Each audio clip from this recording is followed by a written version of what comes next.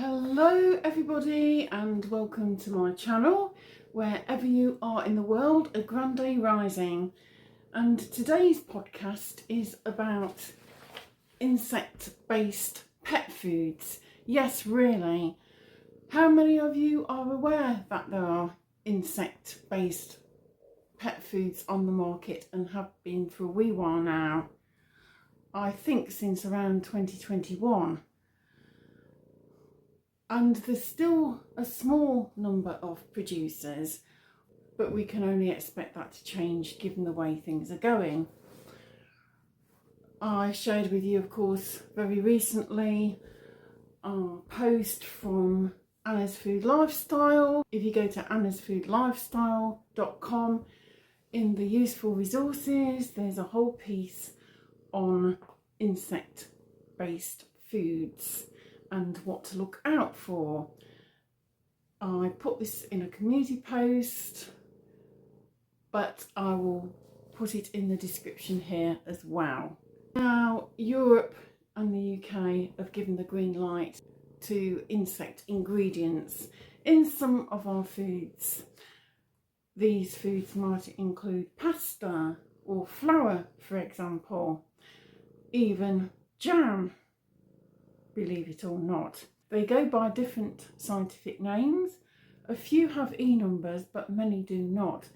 And I think on top of the ones that Anna mentions, which are E1404, E1060, E1401 and E120, there's also one or two others that the hat farmer was talking about recently. Again, that's somewhere in one of my community posts. I will try and find that and I will put those numbers too up on the screen. Now, these insects can be used in a wide variety of foodstuffs, including pasta, flour, roasted or dried snacks and protein powder. They can be sour tasting flavouring in sauces or seasonings. So if it says new recipe and it suddenly tastes unpleasant, there's a chance it might have some form of insect derivative in it. Insects can also be in novelty snacks, again in high protein foods, and cosmetics and red food colouring. Insect derived ingredients might include carmine, which is cochineal, beetle, chitin, found in insect exoskeletons, and this can be a texture or stabilising agent in some food products. And you will often see stabiliser as an ingredient. Chitosan, which is the exoskeleton of insects such as crustaceans. These can be used as a fat blocker, preservative or a dietary supplement. And you can also have insect-based protein meal, which you might find in protein bars, shakes and animal feed. So that mentions animal feed. You've got mealworms, crickets, black soldier fly larvae and buffalo worms. Now, black soldier fly larvae in particular seems to be quite common in pet food. So let's explore this subject further. Now, there's several arguments that have been used to promote the benefits of insect-based pet food. One argument is that some animal tummies cannot digest normal pet food, that is traditional meat pet food. They might get runny poops, They might even have a bit of sickness as well. Another excuse is that insect-based pet food is naturally hypoallergenic, and that excuse is linked to the first excuse. Trusted source ingredients is often part of a tagline. Where does that trusted source come from? It's all very well saying it's a trusted source, but we need to know who has provided that trusted source. This to me is clearly a marketing tactic. While I agree that sometimes dog and kitty belly problems do crop up from time to time, cats and dogs and rabbits and even humans, we're all animals, will be sensitive to certain ingredients, but that does not mean that we're sensitive to everything. Most do not have those sensitivities at all. Some of us are very unlucky and are sensitive to a wide range of things. And cats and dogs, they're sometimes the same, but there's plenty of alternatives to insect-based foods that will settle that tummy. I know from experience, having 3 cats of our own. Also key is in what form you feed your animals who have perhaps a poorly tummy or sensitivity. I find that our 3 do very well on fresh chicken or fish cooked sous vide. I put it in a Ziploc bag and then I either let it simmer on the stove or else I wrap it in greaseproof paper and let it just bake gently for 15 or 20 minutes in an oven along with our own food, and they have no problems with that. And as long as the chicken or fish, for example, doesn't come into contact with water, you've got all the taurine from the bones as well, which is good for them, especially cats who really need taurine for eye health as well. It's brilliant. And some dogs thrive really well on fresh meat, raw or cooked. So the argument that, oh, maybe the animal needs an insect-derived diet seems a weak one to me. It could be argued that this is just going along with a particular agenda, especially when another argument for insect-derived animal food is that it's good for the planet in order to fight the climate change that we are experiencing. Insect-derived food will help control the availability of food sources as global demand ever increases.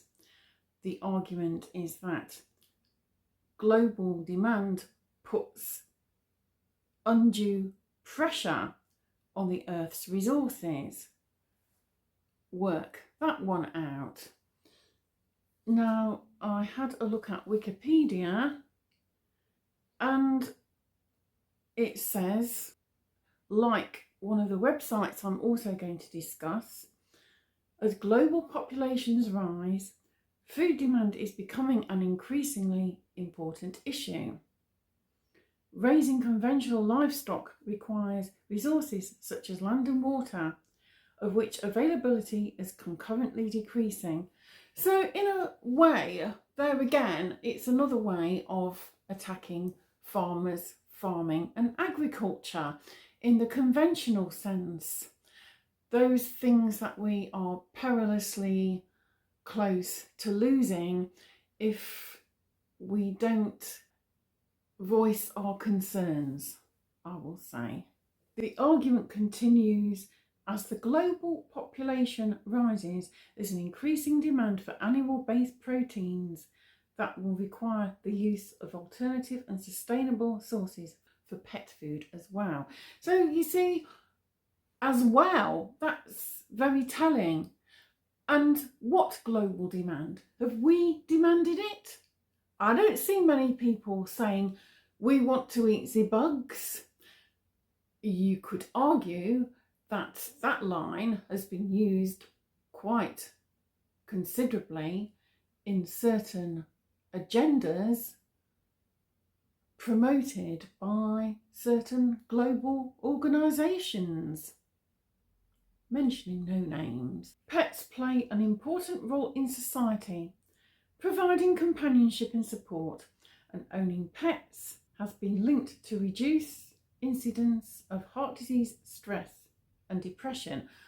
Although again, it could be argued that there's so much negativity in the world that most of us still have stress and anxiety regardless of how many pets we actually have. The popularity of pet ownership is increasing, and yes, during the global incident it was mooted, getting rid of the pets. It was the pets who may have contributed to the global incident. People are increasingly demanding pet food ingredients that they believe are healthy. Well, again, how much is this to do with marketing and mainstream media output?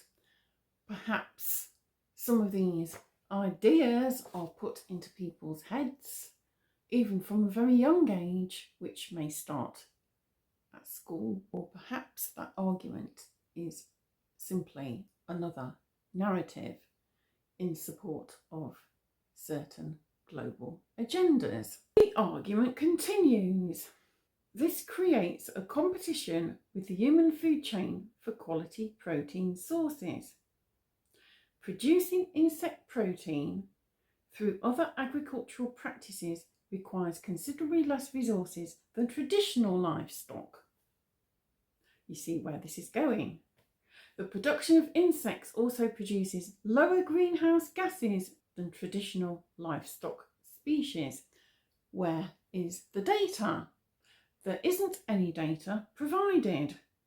Insects also have the ability to feed on organic waste products such as vegetable, restaurant and animal waste, therefore reducing the amount of excess food produced by humans. Well, hang on a moment then. If the insects are feeding on those things which we wouldn't really go near and absorbing them, then surely that's going to go into the food, is it not? It doesn't just disappear. So in effect, we could be giving Fido or Kitty some.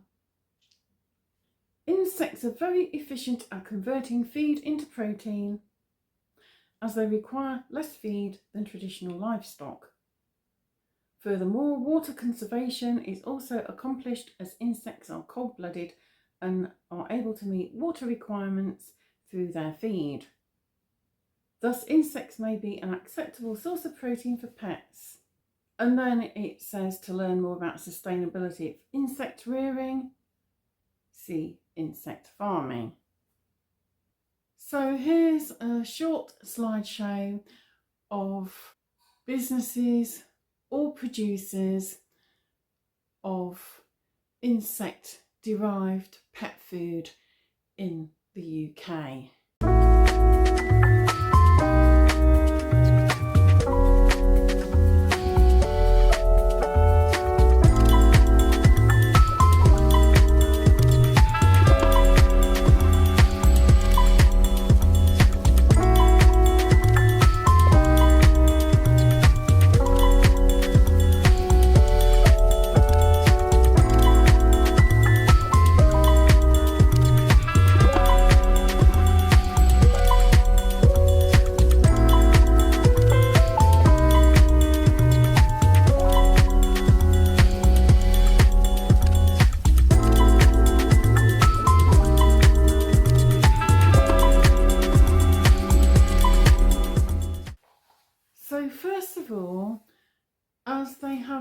had a bit to say for themselves. I'll start with the Grub Club.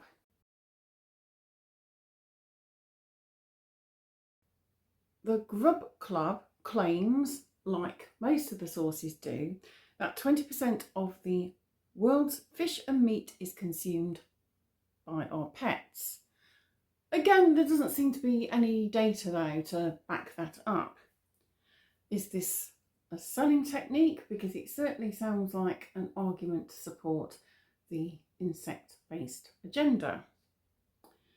They claim that the pet food industry generates 106 million tonnes of CO2 every single year.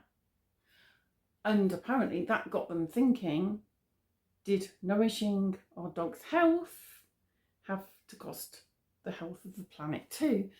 You see, we're back on the climate change agenda. The language they use is very kind of chummy. They're trying to appeal to people with a friendly approach, a jolly good idea kind of approach,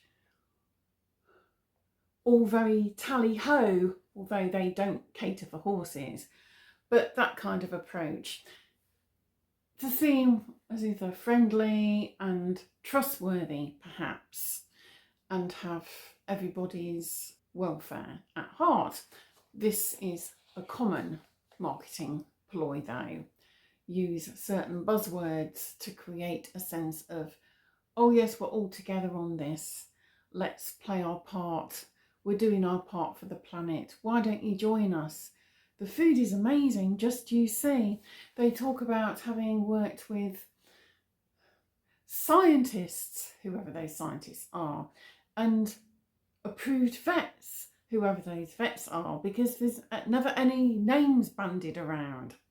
Now, the Grub Club focuses on the black soldier fly larvae. Now, going back to Anna's article, black soldier fly larvae, scientific name Hermetia illucens, E number E1060 in some products. Again, there's not clear labelling always. Uses protein, flour or fat in human food or pet food. So here she's mentioning the pet food. They claim that insect farming produces 96% less CO2 than traditional livestock farming, attacking conventional farming again. And our grubs contain all of the essential amino acids and nutrients dogs need to survive. The black soldier fly larvae is a novel protein source, I'll say it's novel, that's naturally hypoallergenic for dogs and is thus the leading ingredient in the food brand. Now, it might be naturally hypoallergenic for dogs, but some dogs it might not be, as we will come to in a little while. So this writing style is friendly, humorous and approachable, designed to convince dog owners that their insect-based food is the perfect solution for both the future of our planet and the health and well-being of the dog. They talk about sourcing the finest ingredients and crafting nutritious kibble and treats to grow a community of like-minded pet owners, the all in this together. Where have we heard that before? In order to provide high quality hypoallergenic options that ensure your dogs thrive. They're offering a limited time offer intro bundle for 15% off. And if you click on that link, it actually then says 25% off. Now, is this just designed to enroll people into the idea of feeding their dogs insects? Or are they short of take-up? Because most people I've talked to are not keen on the idea, and perhaps they're having problems selling their stock. Next, we'll look at the green pet food insect dog. This is by Green Pet Food. Insect dog, hypoallergenic, is the ideal alternative for dogs that struggle with foods containing traditional sources of meat or fish. It contains 100% insect protein, which acts as a source of valuable animal protein and fatty acids. To date, insects have rarely been used in dog food. This novel source of protein has a low allergenic potential and is easily digested even by the most sensitive of dogs. Breeding insects also has low levels of CO2 emissions, making this food sustainable and environmentally friendly. As well as insect protein, which is the sole source of animal protein in this food, this grain-free recipe also contains vegetables, valuable sunflower oil and a balanced mix of vital nutrients. So it's also got seed oil in.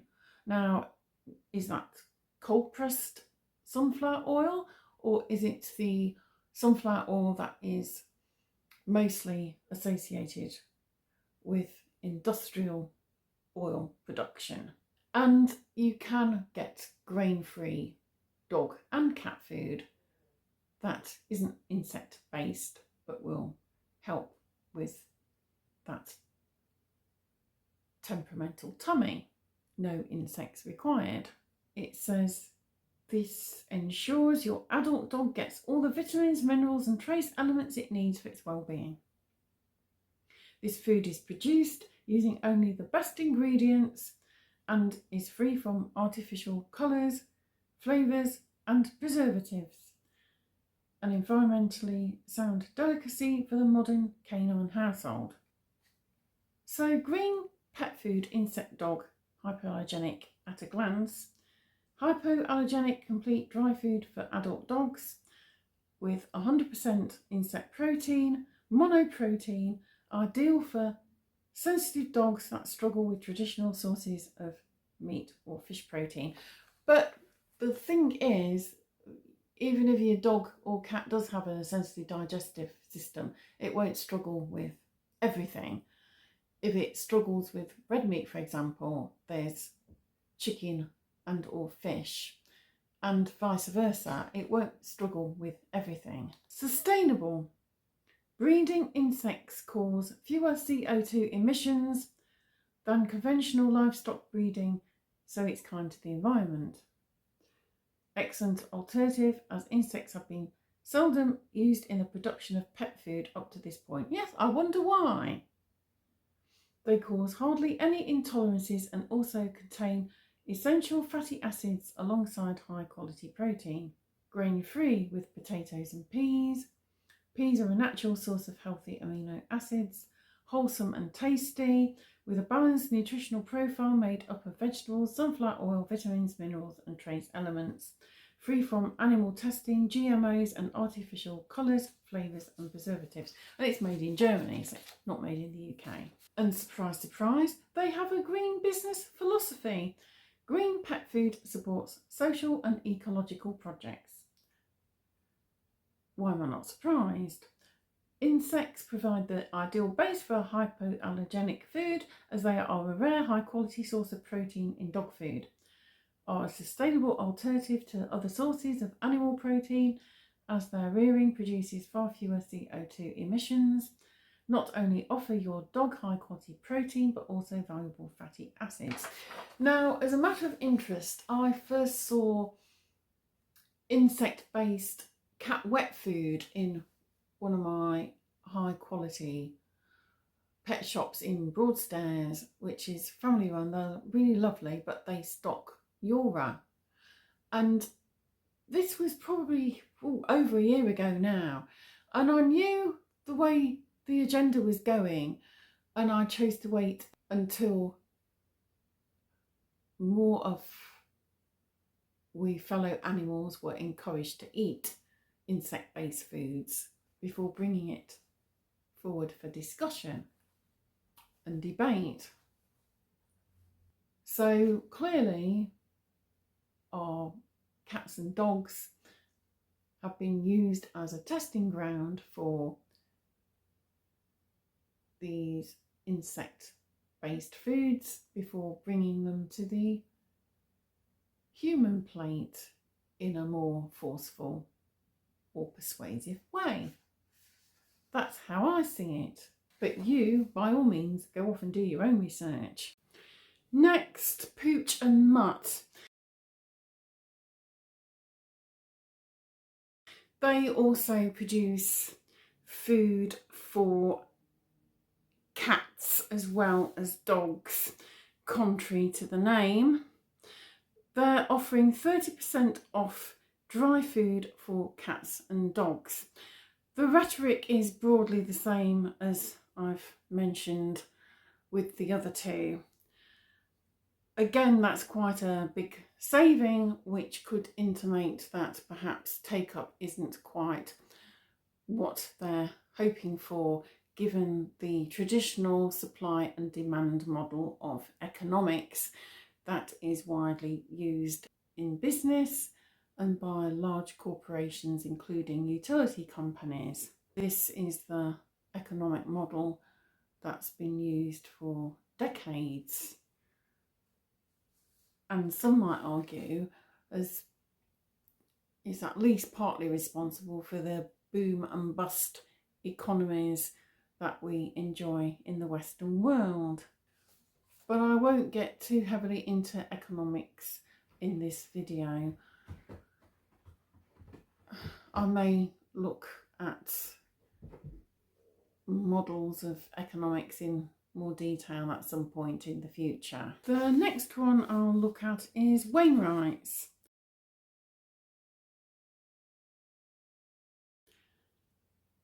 Who offer hypoallergenic single protein cat food with nutritious insects and omega-rich linseed for skin and coat health, and they sell food for cats and dogs. They say it could be the start of perfectly delicious mealtimes containing freshly prepared insects and superfoods with sweet potato, pumpkin and herbs. The cat food is a complete balanced meal. The single source protein means that each delicious nugget contains 60% insects, with the added benefit that the hypoallergenic recipe contains trusted source ingredients. Proudly prepared in the UK, there is no added dairy, grain, pork, soya or artificial flavours, colours or preservatives. Well, normally cats don't eat pork anyway. I mean, in the old days, my granny used to give her cat a little bit of bacon fat, but they're not supposed to be eating pork anyway, so that shouldn't even be part of the list of ingredients that have not been added to the cat food. It says a more sustainable alternative to traditional proteins. Insects are packed full of nutrients and create a very tasty food. Have you tried eating insects? I know a few people who've tried eating insect food just to see what it's like, and they didn't like it at all. And I'm sure a lot of our dogs and cats would have similar palates in some circumstances, because you can get wet food, cat food in particular, that often has carrots and peas in, for example. It says it's a great alternative meal that's easy for your cat to digest and a little kinder to our planet. The old planet thing again. And then finally, I'll talk about Yura, which is the brand of food available in one of my local pet shops in Broadstairs I mentioned earlier. Now, at the pet shop they sell wet cat food, and they do state right on the front of the label what it is. However, online they seem to be selling kibble rather than wet food for dogs and cats. They use a lot of buzzwords in their advertising. For example, sustainable insect-based dog and cat food. We're proudly carbon neutral. Insect-powered nutrition for the healthiest skin and coat. Interesting taglines. Enticing? I'll let you decide. 100% recyclable packaging. Another selling point, perhaps? They claim to have scientific backing and approval by vets, but fail to say who these scientists and vets are. They sell cat and kitten, dog and puppy kibble and treats, including dental treats online. They offer free working day delivery on orders over £15, which is a low amount, given that premium cat and dog food these days is quite expensive. All delivered in 100% recyclable packaging. Again, I'm thinking that there's not as much take up as they would like. And let's face it, if a dog or cat doesn't like something, it's going to tell you. It's going to just leave its food in the bowl. Believe you me, we've got 3, we know. Are insects, though, a natural diet for our pets? Cats certainly can't be vegetarian for their well-being, although dogs can. I've even heard of some vegan dogs, although dogs are animals, humans are animals. And where is the data to support any of the arguments? They talk about having worked, all these companies talk about having worked with leading vets and animal nutritionists. Who are these nutritionists and vets? The Bill and Melinda Gates Foundation funded ones, perhaps? Those who work closely with Ed Miliband, the World Health Organization, or even Gates and Miliband themselves? Let's face it, one of them in particular has posed as a scientist and a teacher and even a farmer. Are our animals, or have our animals been the testing ground for things before being put to the public plate, such as Bovaer? Chitin is potentially toxic as well. In humans, for example, if you have a problem with, say, mushrooms or yeast, or if you have an autoimmune condition, or if you're allergic to shellfish, chitin is highly toxic. So are we going to suffer illness and even expiration from eating from chitin or insect-derived foods? And again, what about our animals? Are we going to see a sudden rise in illnesses and even fatalities? Our cats and dogs are more than pets, they're part of the family. Losing a pet is heartbreaking, and it takes a lot of getting over. They're sentient beings and they all have their own personalities, likes and dislikes. There seem to be a lot of offers from these companies to try and tempt pet owners into buying this insect food. Now, Wikipedia does talk about the challenge presented when feeding companion animals with food intolerance or sensitivities.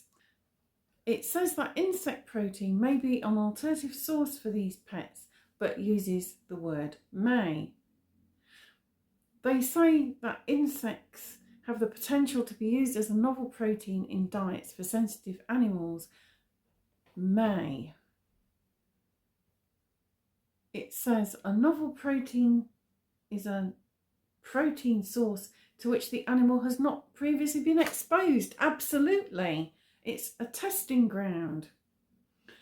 It says there are some risks to using novel protein sources, such as contaminants and anti-nutritional factors, ANFS, and allergens which are not well known. It says, when referring specifically to dog and cat nutrition, the use of alternative protein sources must be able to deliver the 10 essential amino acids, EAA, that are not synthesized from the body. One additional amino acid which is specific to cats who are obligate carnivores by nature is taurine, which I've spoken about. This requirement is based on the low enzymic action of cysteine dioxygenase and cysteine sulfonic acid decarboxylase within female metabolism, where the competing pathway of pyruvate for an energy source overrides taurine synthesis. McCusker et al. Created a study to identify amino acid composition of different insects, specifically addressing the presence of taurine in comparison to the National Research Council's NRC minimal requirements MR for the dog and cat. In fact, I'll be honest here, Wikipedia is the one site where there is some data.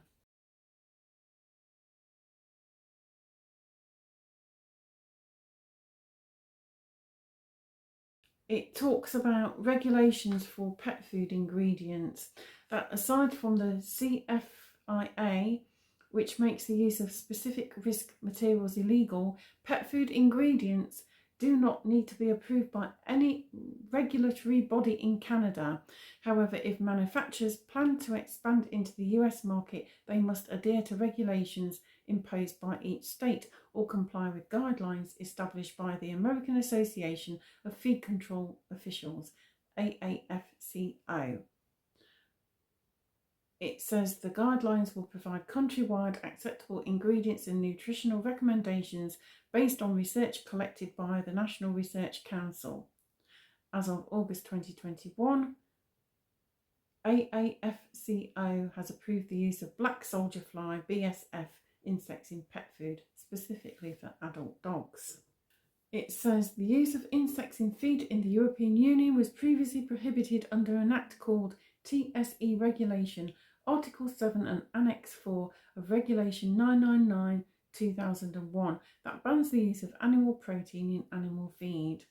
In July 2017, this regulation was revised and partially lifts the ban on animal proteins, allowing insects to be included in fish feed. And of course, it seems to have gone on further since then. I will append the link to this Wikipedia article in the description to this video.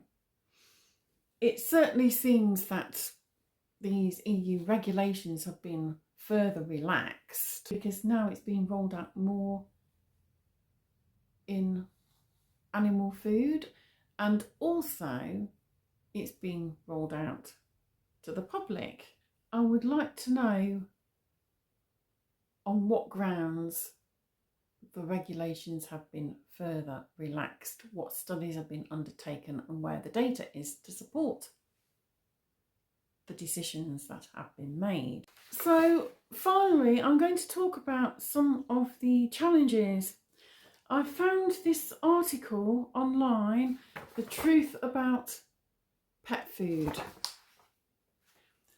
Are insects in pet food safe? I will put a link to this article in the description below. This is a fairly recent article from February 2024. The Food and Agriculture Organization of the United Nations, FAO, published a document titled Looking at Edible Insects from a Food Safety Perspective. While the document is overall addressing food safety concerns for humans consuming insects, many of the same concerns relate to pets consuming an insect-based pet food or treat. And in fact, there's another article from beginning of January which espouses the benefits of an insect-based diet. However, it does say that chitin in particular can cause problems with the digestive system, flatulence, bloating and absorption of nutrients in pets and of course human beings.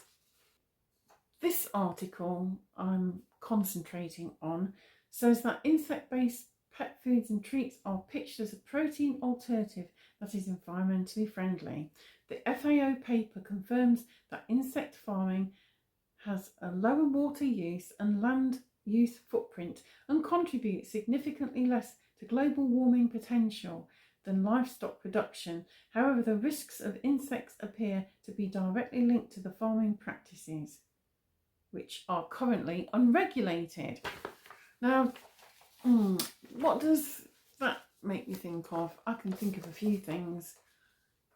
Is that wise to experiment on the animal and human gut before they know all the facts, or before we all know what has gone into producing that ingredient?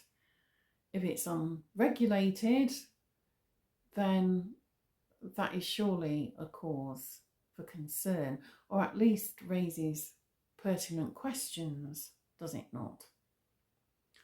Unlike other livestock, insects are consumed in their entirety, which necessitates paying close attention to how insects are farmed and processed. Insects can accumulate contaminants from their feed or housing materials.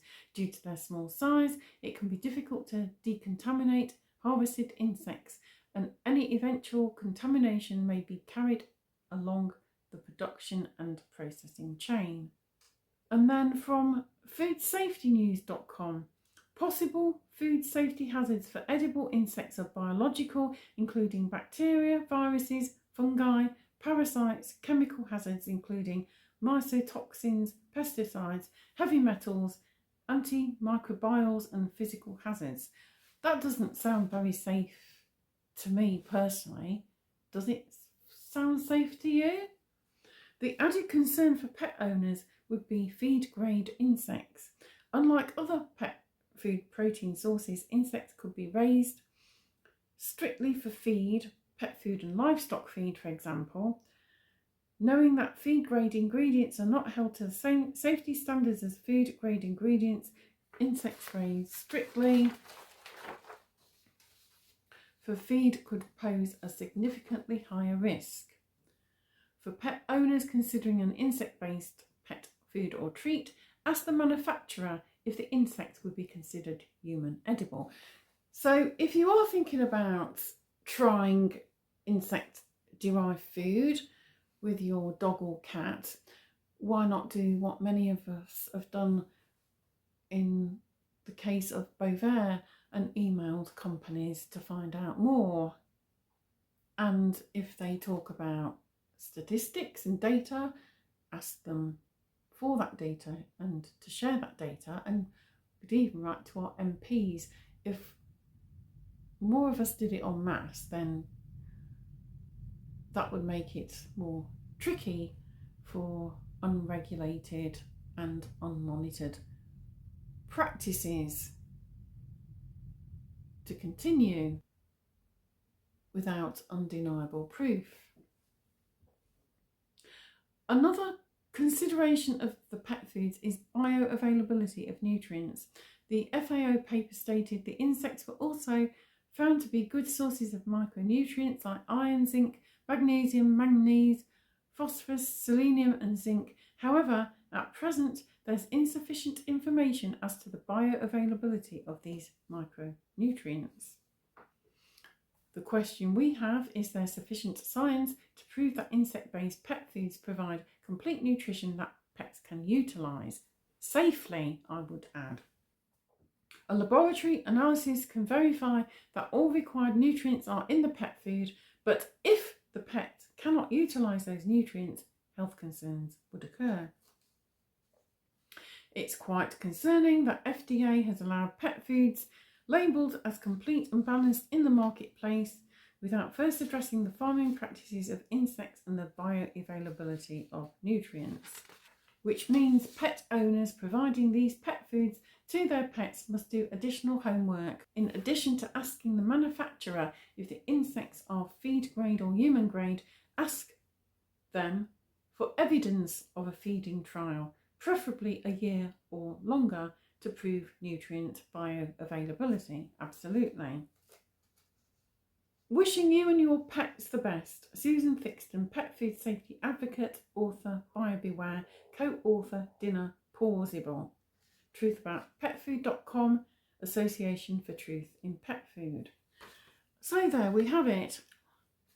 And I think that's a very good article. What are your views about insect-derived pet food? Would you try it? Have you tried it? If you tried it, how do you find it? If you don't want to try it, what's holding you back from trying it? And also, how do you think this is going to go? Do you see a pattern between human and animal nutrition emerging, perhaps as part of a wider agenda? Let me know your thoughts in the comments below, and I look forward to seeing you again soon for the next one. Until then, thanks for watching and bye for now.